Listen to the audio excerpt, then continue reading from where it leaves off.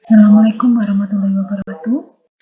Pada kesempatan kali ini saya akan menjelaskan aplikasi turunan atau derivatif dalam permasalahan analisis keuntungan maksimum. Sebenarnya untuk aplikasi turunan di permasalahan ekonomi itu sangat luas, tetapi dalam video ini khusus membahas tentang bagaimana mencari keuntungan maksimum. Oke, langsung saja. Langkah-langkah untuk mengaplikasikan turunan dalam permasalahan analisis keuntungan maksimum adalah yang pertama, kita harus merumuskan beberapa variabel yang mempengaruhi, kemudian menyusun model matematika, dan yang terakhir adalah menyelesaikan model matematika. Nah, untuk menentukan keuntungan maksimum, langkah-langkah yang dilakukan adalah yang pertama, menentukan fungsi permintaan atau P, fungsi penerimaan atau R, fungsi biaya atau C, kemudian menentukan fungsi keuntungan atau P, menentukan turunan pertama dari fungsi keuntungan, dan keempat adalah menentukan turunan kedua dari fungsi keuntungan. Kenapa kita mencari turunan pertama dan turunan kedua? Turunan pertama dari fungsi keuntungan jika disamadengankan 0, yaitu Pi aksen sama dengan 0, dia akan diperoleh suatu titik kritis atau titik ekstrim. Sedangkan untuk turunan kedua, jika disamadengankan 0, yaitu Pi double aksen sama dengan 0, akan diperoleh aturan. Jika yang pertama, hasil dari turunan kedua bernilai negatif, maka titik tersebut menunjukkan bahwa kurvanya terbuka ke bawah. Nah, jika kurva tersebut terbuka ke bawah, maka titik tersebut merupakan titik maksimum atau bisa dibilang keuntungan maksimum. Kemudian, jika titik tersebut hasilnya positif, maka titik tersebut menunjukkan bahwa kurva akan terbuka ke atas. Dan kurva terbuka ke atas memiliki arti bahwa titik tersebut merupakan titik minimum. Bisa dibilang sebagai kerugian maksimum. Kita masuk ke rumus untuk fungsi permintaan, yaitu seperti ini, di mana Q1 itu adalah jumlah barang awal, Q2 adalah jumlah barang akhir, P1 adalah harga barang awal, dan P2 adalah harga barang akhir. Untuk fungsi penerimaan disimbolkan dengan R, di mana R itu adalah perkalian antara P dengan Q. Kita masuk ke fungsi biaya, disimbolkan dengan C, itu adalah Q dikalikan C topi ditambah jumlah total dari biaya tetap. Di mana C topi itu merupakan biaya rata-rata untuk memproduksi tiap unit barang. Sedangkan untuk fungsi keuntungan atau P itu sama dengan atau rumusnya adalah R min C. Ini adalah rumus-rumus yang mempengaruhi atau yang digunakan untuk mencari fungsi keuntungan maksimum. Kita masuk ke studi kasus. Perusahaan Roti Anita adalah perusahaan roti di Sumeneb, Madura. Berapakah perusahaan harus memproduksi rotinya agar memperoleh keuntungan maksimum? Adapun data yang diperoleh adalah yang pertama, biaya tetap yang dikeluarkan oleh perusahaan. Yang kedua adalah biaya variabel yang dikeluarkan oleh perusahaan, hasil produksi dan harga pada tahun 2014, dan yang terakhir adalah hasil produksi dan harga tahun 2003.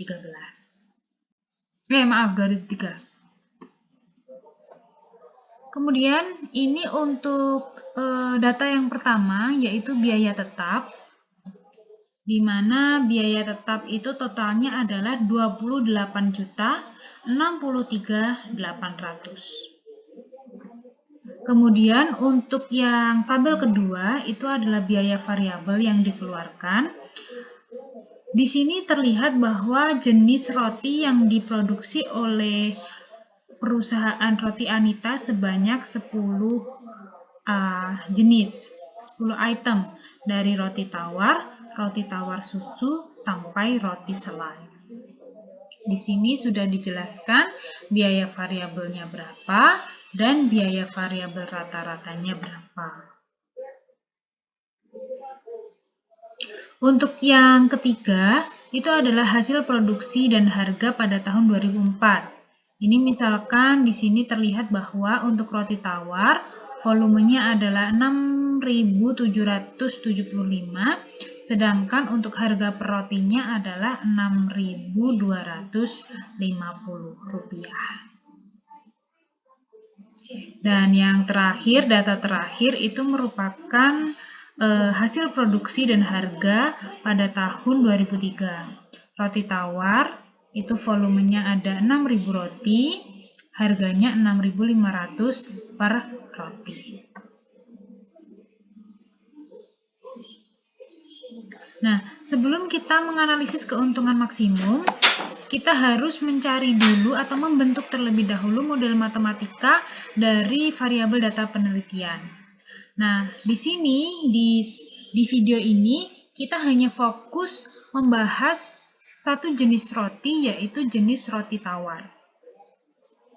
Yang pertama adalah fungsi permintaan. Kita mencari fungsi permintaannya terlebih dahulu, disimbolkan dengan P.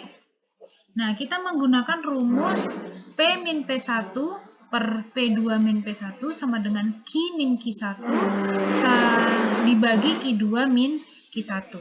Dimasukkan P1-nya berapa, P2-nya berapa, Q1-nya berapa, dan Q2-nya berapa. Data ini diperoleh dari tabel sebelumnya. Kemudian kita kali silang seperti biasa, didapatkan persamaan untuk P adalah min 0,32 Q ditambah 8.435.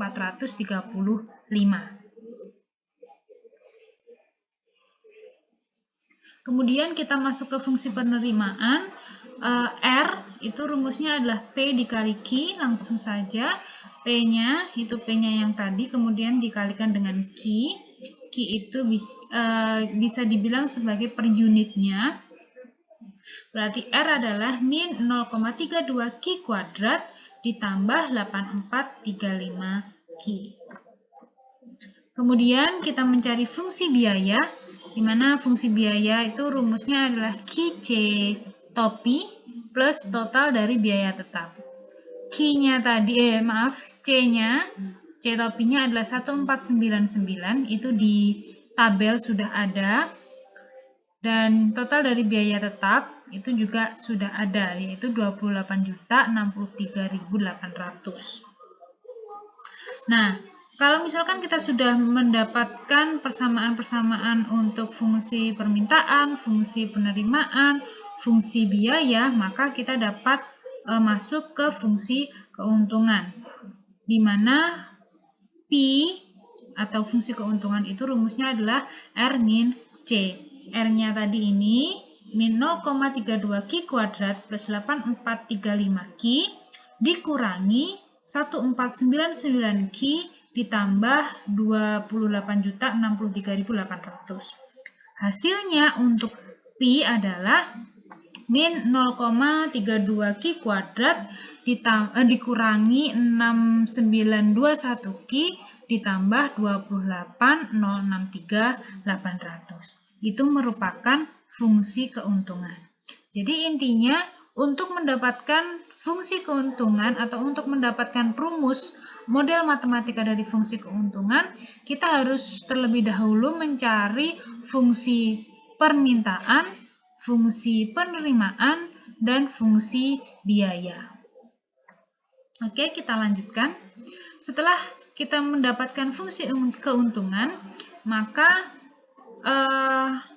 kita harus mencari terlebih dahulu turunan pertamanya. Berdasarkan fungsi keuntungan pada jenis roti tawar, Jika dicari turunan pertamanya, maka akan diperoleh suatu titik kritis atau titik ekstrim. Kemudian, titik ekstrim tersebut diuji menggunakan turunan kedua untuk mengetahui titik maksimum atau minimum. Jika hasil uji turunan keduanya bernilai negatif, maka dapat disimpulkan bahwa titik tersebut merupakan titik maksimum. Oke, kita coba. Tadi kan pi-nya min 0,32 Ki kuadrat min 6921 Ki ditambah 28063.800. Kita turunkan terhadap Ki, berarti kan menjadi min 0,64 Ki plus 6921.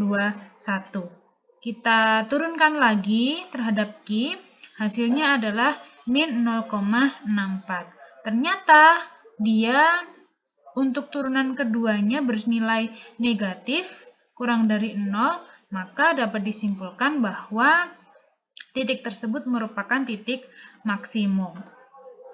Nah, di sini karena hasil uji turunan kedua bernilai negatif, maka perusahaan mengalami keuntungan maksimum untuk jenis roti tawar. Oke, dari sini perusahaan sudah mengalami keuntungan maksimum. Terus bagaimana kita mengetahui kalau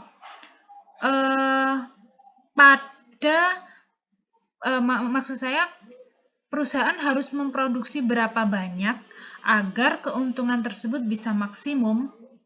Kita masuk ke slide selanjutnya.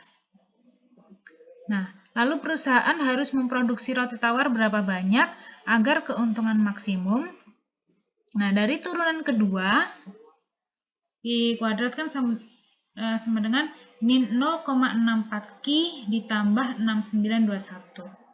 Di sini langsung min 0,64 Ki sama dengan 6921, maka Ki-nya adalah 10.814.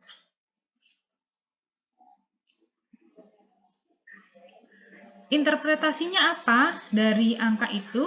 Jadi perusahaan akan memperoleh keuntungan maksimum pada saat perusahaan memproduksi roti tawar sebanyak 10.814. Oke, ini hanya satu jenis roti saja. Kemudian ada pertanyaan, berapa keuntungan maksimum perusahaan Anita dalam setahun dengan menghitung semua jenis roti? Itu tadi kan di awal, di slide sebelumnya, dia hanya menghitung untuk roti tawar saja. Nah, ini pertanyaannya adalah, berapa keuntungan maksimum perusahaan Anita dalam setahun dengan menghitung semua jenis roti? Berarti kita harus menghitung